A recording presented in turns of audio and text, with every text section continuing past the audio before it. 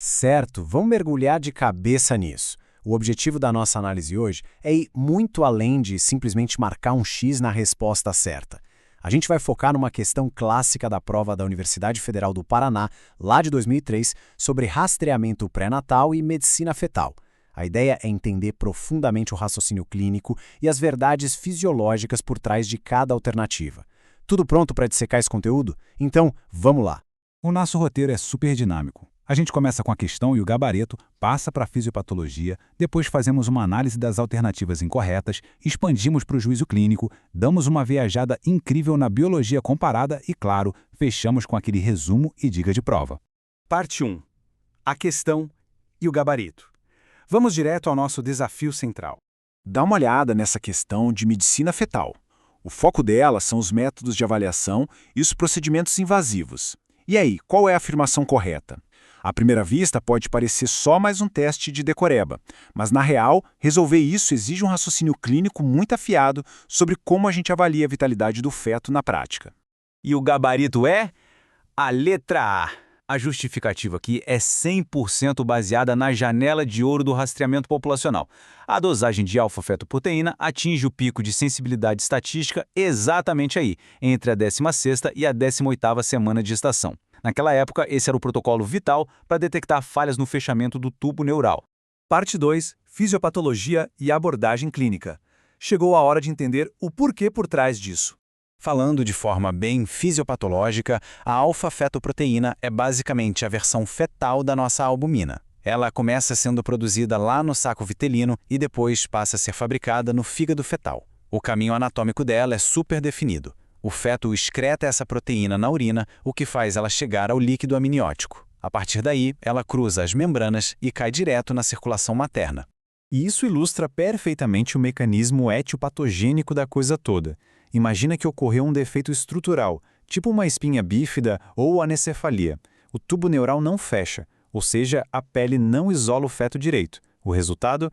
A alfa-fetoproteína simplesmente vaza da circulação fetal para o líquido amniótico em quantidades gigantescas. Isso causa um pico absurdo no sangue da mãe muito antes do que seria o normal. É literalmente a bioquímica agindo como um alarme de incêndio. Parte 3. Análise das alternativas incorretas.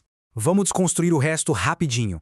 Começando pela letra B, que está totalmente fora. O nosso maior pesadelo agudo ao puncionar a veia umbilical numa cordocentese não é a taquicardia. O bicho pega mesmo é com a bradicardia fetal transitória. Como é um procedimento muito invasivo, pode rolar um espasmo vascular ou um reflexo vagal fortíssimo no feto, o que derruba a frequência cardíaca na mesma hora. Aí a alternativa C dizia que a biópsia de vilocoreal não serve para estudo de cariótipo. Completamente errada. Cronológica e anatomicamente falando, a BVC é o método invasivo padrão ouro do primeiro trimestre, colhido ali entre 10 e 13 semanas. A gente acessa o citotrofoblasto exatamente para estudar o cariótipo fetal bem cedo, numa fase em que fazer a amniocentese ainda não é seguro. A letra D trazia aquela confusão clássica sobre as variáveis do perfil biofísico fetal, chamando a cardiotocografia de marcador crônico. Incorreto. Fisiologicamente, a cardio avalia a reatividade cardíaca no exato momento do exame. Ela é uma foto do sofrimento agudo. O verdadeiro marcador crônico, aquele que aponta para uma insuficiência placentária arrastada, é o volume do líquido amniótico. Por quê?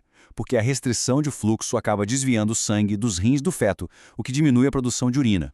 Para fechar essa parte, a letra I sugeria cordocentese para diagnosticar sífilis congênita. Pessoal, fazer um procedimento altamente invasivo e arriscado só para isso é contraindicação clínica absoluta. O diagnóstico tem que ser baseado na sorologia materna, como VDRL e testes triponêmicos. Enfiar uma agulha no cordão umbilical nesse cenário só vai aumentar absurdamente o risco de transmissão vertical. A clínica é soberana. O rastreamento não invasivo é que dita a regra aqui. Parte 4. O juízo clínico expandido. Como a gente estrutura esse pensamento de forma ampla?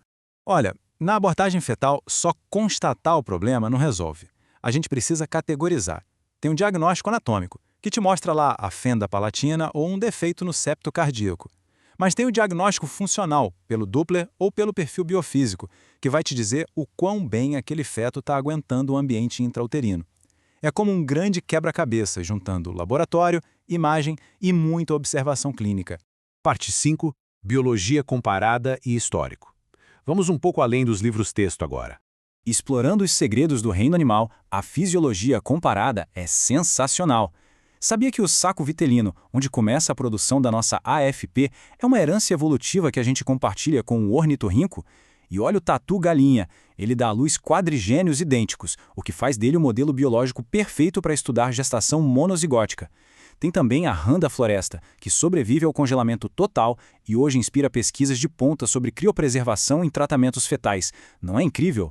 E a base disso tudo é tão importante que rende até prêmio Nobel. Curiosamente, no mesmo ano dessa prova da UFPR, em 2003, o Peter Agre ganhou o Nobel pela descoberta das aquaporinas, proteínas fundamentais que regulam a passagem de água pelas membranas fetais, ditando o volume do líquido amniótico. O mesmo vale para o Kary Mullis com o PCR e o Watson e Crick com o DNA. É essa ciência de base fantástica que permite a gente pegar uma biópsia de vilo corial e diagnosticar uma trissomia rapidinho.